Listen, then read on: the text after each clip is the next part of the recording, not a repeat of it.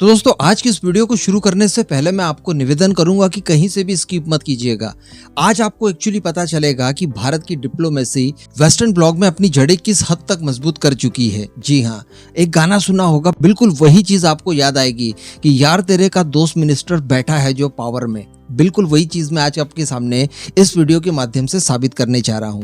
तो निज्जर के असासिनेशन को लेकर जिस तरह के आरोप भारत के ऊपर लगाए जा रहे हैं जस्टिन ट्रूडो की तरफ से, और जो बवाल निकलकर सामने आया है, मैं किसी कारणवश इसको कवर तो नहीं कर सकता, लेकिन आपको सारी चीजें पता है।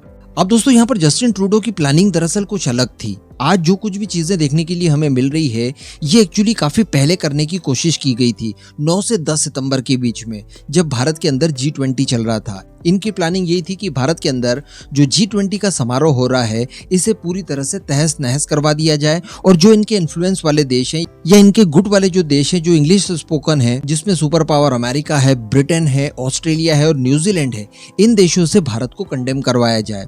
जबकि ये भूल रहे हैं कि भारत वो देश है जिसने रशिया यूक्रेन वॉर को, जो फाइनल कम्युनिक था, उसमें शामिल तक नहीं होने दिया, और रशिया तक की निंदा भारत ने नहीं करने दी, तो भारत की भला निंदा कोई भारत आकर कैसे कर सकता था। जी हाँ, जो आपने थंबनेल पर पढ़ा वो मैं आपको आखिरी के पार्ट में बताऊंगा। उससे पहले कुछ खुलासे अमेरिकन मीडिया द्वारा किए गए हैं जो आज आपको जानना बहुत जरूरी है, तो पहले शुरुआत वहीं से करते हैं। तो दोस्तों, अमेरिका का जाना माना मीडिया हाउस वॉशिंगटन पोस्ट, इसके बारे में आपको बताने की जरूरत नहीं है। इसने खुद इस बात का खुलासा किया है कि ट्रूडो चाहते थे कि G20 के दौरान ही, जो कि 9 से 10 सितंबर के बीच में न्यू दिल्ली में हुआ था, वहीं पर भारत को कंडेम करवाया जाए और इस असासिनेशन को लेकर भारत को जिम्मेदार ठहराया जाए। जबकि हम सभी जानते हैं कि इस असासिनेशन को लेकर इनके पास किसी तरह का कोई प्रूफ है ही नहीं।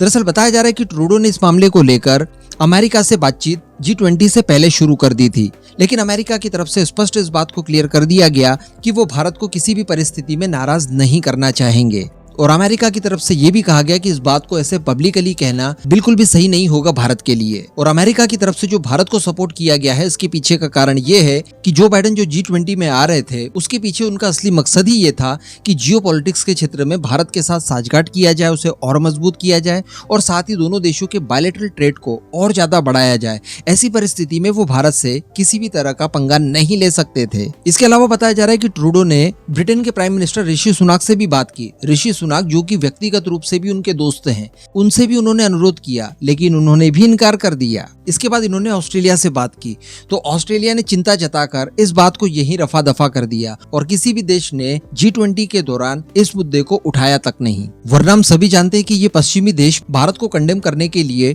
मौके तलाशते थे, और ये बात आपको बताने की आवश्यकता नहीं है। लेकिन आज हमारी डिप्लोमेसी का ही कमाल है कि ये सभी देश इतने बड़े मुद्दे को लेकर भी शांत रहे। उल्टा भारत का ही वर्चस्व पूरी दुनिया में फैला कि जो काम अभी तक इजराइल किया करता था, वो देखिए अब भारत भी करना शुरू कर चुका है।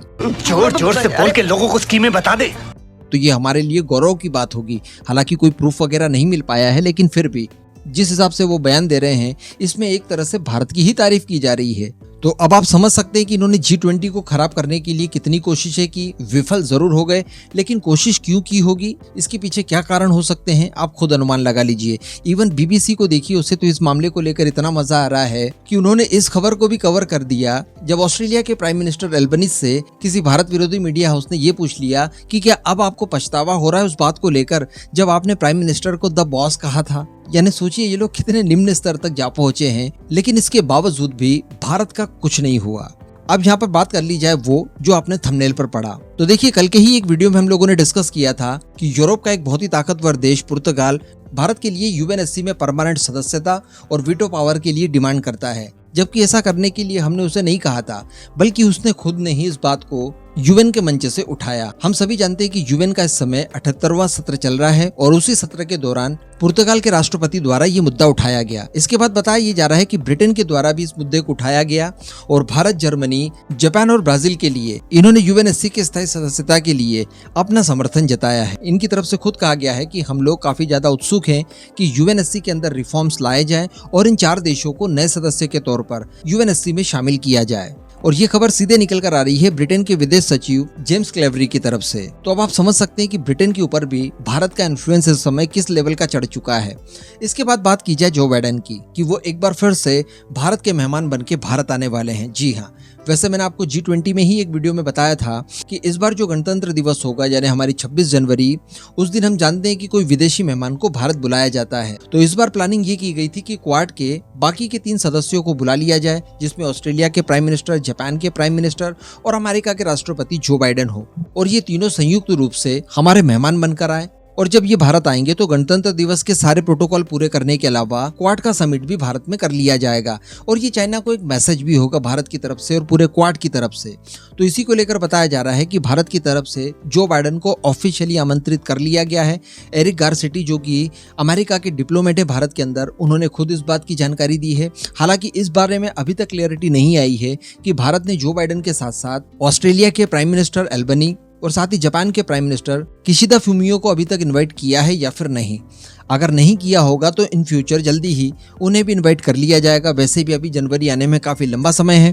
तो ये अमेरिका में बराक ओबामा के बाद दूसरे राष्ट्रपति होंगे जो बाइडेन, जो कि भारत के गणतंत्र दिवस परेड के समारोह में शामिल होंगे। वैसे इन बाकी सभी मुद्दों से इतर एक मुद्दे पर मैं आपकी सलाह जानना चाहूंगा कि जिस तरह से हम लोग किसी एक देश के राष्ट्रीय अध्यक्ष को न बुलाकर पूरे क्वाड के राष्ट्रीय अध्यक्षों को बुला रहे हैं, क्या इस तरह की पहल एक बार हमारे अफ्रीकन ब्रदर्स के लिए भी करना चाहिए? यानी पूरे अफ्रीकन यूनियन को एक साथ एक मेहमान के तौर पर गणतंत्र दिवस समारोह में बुलाना चाहिए या फिर नहीं? नीचे कमेंट करके जरूर बताइएगा।